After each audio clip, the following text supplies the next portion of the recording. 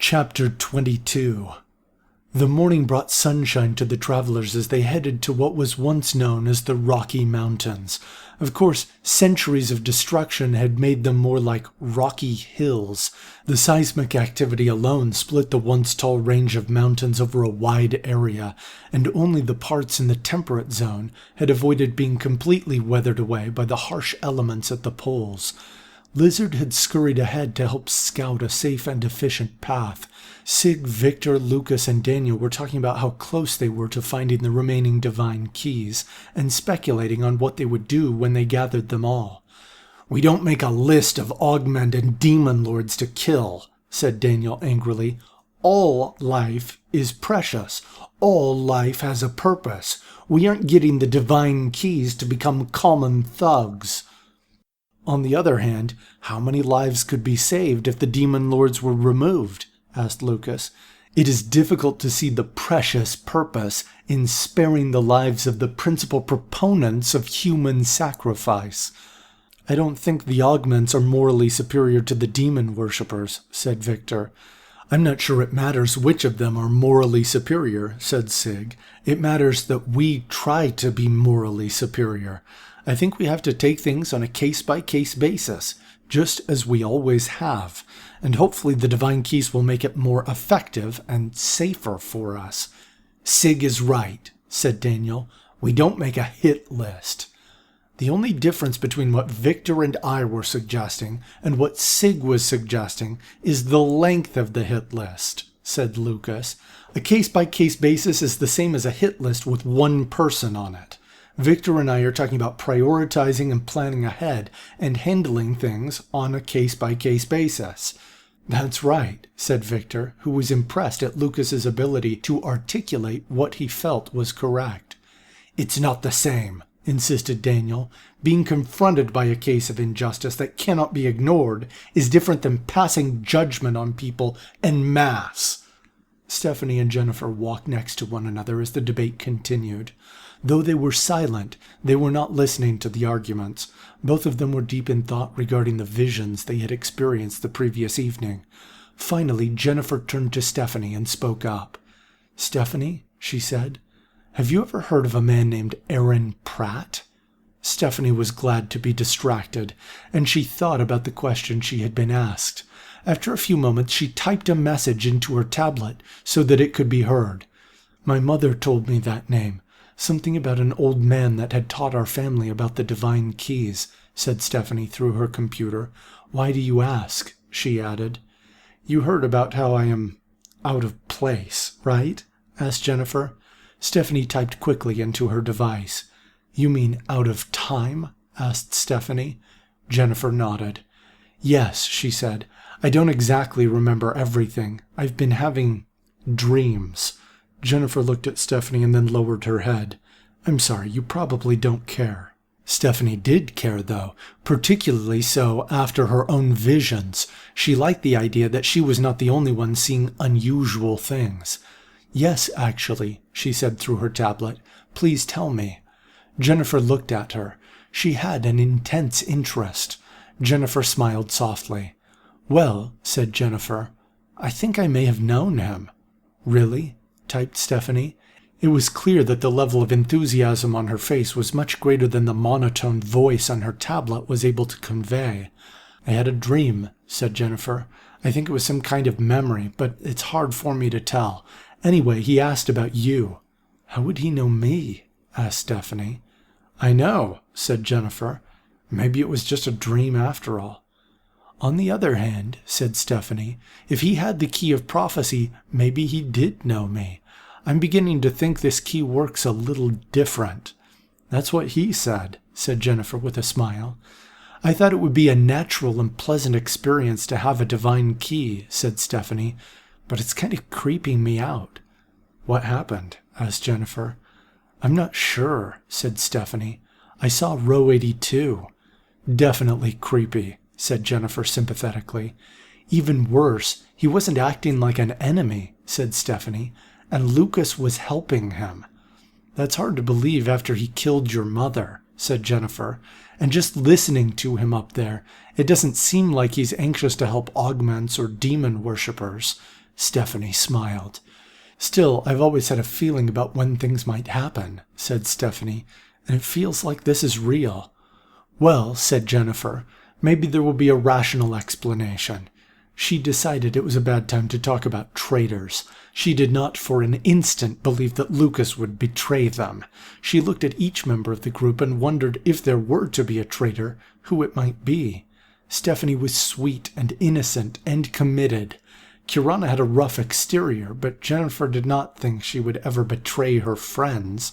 Sig and Daniel seemed like constants, both of them fighting to protect human life. Jonathan was selfless, but he was also in love, and she knew that love might make him vulnerable. She suddenly wondered if perhaps she might be vulnerable because of her feelings for Victor Lee. She shook her head. She could not imagine a circumstance that would lead her to fight against the others. Lizard was a bit enigmatic. He obviously liked to be off on his own. She thought back to her impressions of Max Gray, though, and realized that he had been very similar to Lizard in terms of personality. Still, she was unable to shake the feeling that there would be some betrayal. Stephanie nodded and returned to her own thoughts. She looked at the members of their group and thought about what keys remained to be found. Lucas had gone over the list the previous day, but as she was now a member of the new Council of Nine, she decided she should be familiar with them all. They had 2 out of the 3 keys of omnipotence in Kirana's Heaven's Sword and Daniel's Heaven's Breath. They had 2 out of the 3 keys of omniscience, with Lucas's key of origins and her own key of prophecy. They had 2 out of the 3 keys of omnipresence in Jonathan's soul key and Jennifer's time key. The people without keys were Sig, Victor, and Lizard. She had noticed that each person had hints as to their alignments with keys. Her gut feelings played into her ability to receive prophecies. Lucas's knowledge played into his ability to see origins. Offensive Kirana had the ultimate weapon, and sympathetic Jonathan had a tool for reading minds. Their doctor could heal, and Jennifer... She decided Jennifer did not really pay attention to time. Perhaps that made her aligned with time. Based on these observations, she guessed that Sig, who was anxious to defend others, would obtain the Heaven's Shield. Lizard, who had an unnatural speed already, would gain the Space Key, granting him teleportation powers.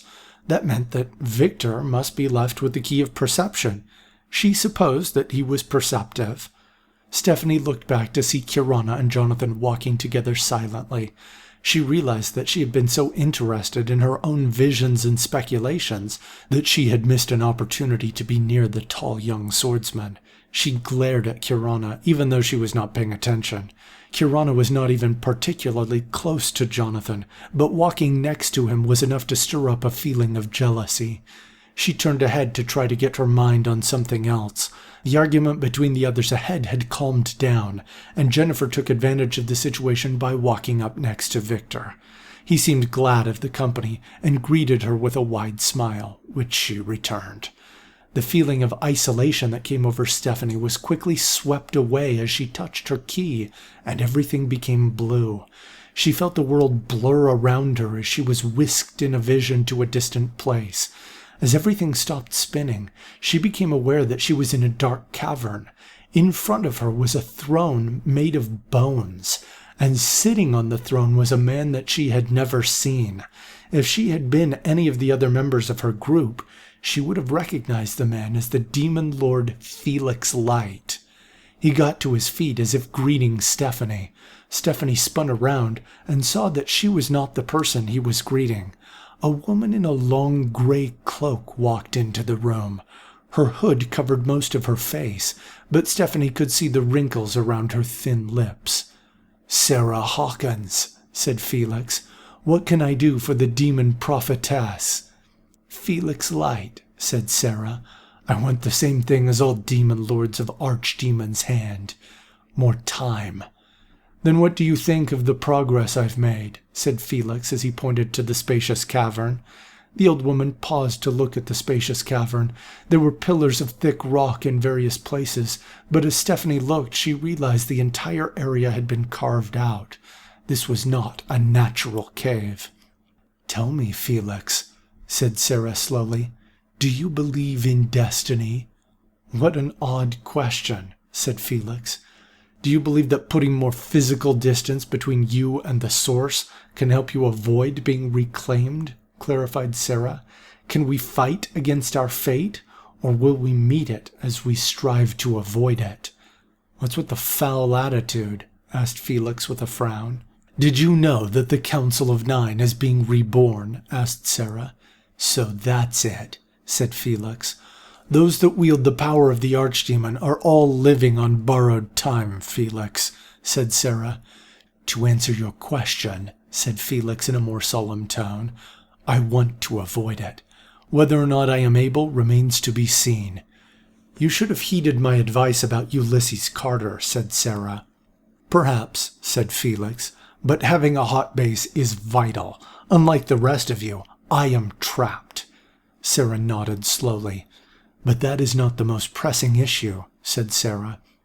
"You want me to go after the burgeoning Council of Nine," said Felix slowly.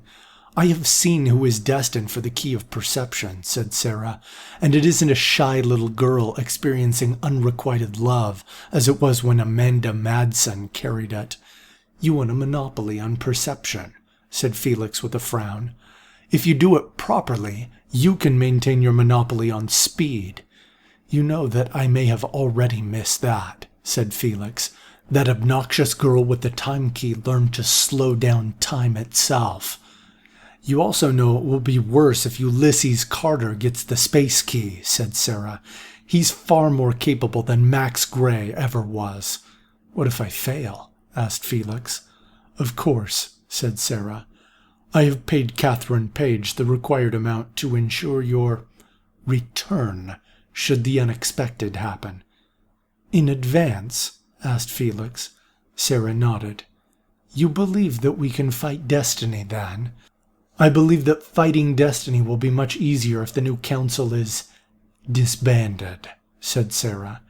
Felix paused and rubbed his chin, making an unpleasant sound as his fingers brushed the small hairs on his tattooed face. "I'm in, Sarah Hawkins," said Felix at last. "I will meet with you again, Felix Light," said Sarah, "one way or the other."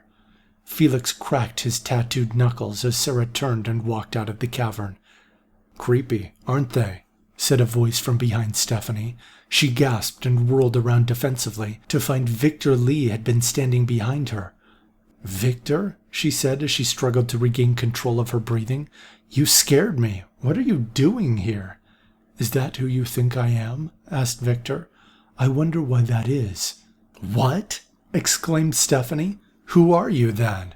"You aren't even allowed to ask that question," said Victor. "It's present tense. You hold the key of prophecy, so you can only find out about things that will be." "Fine," said Stephanie. "Who will you be?"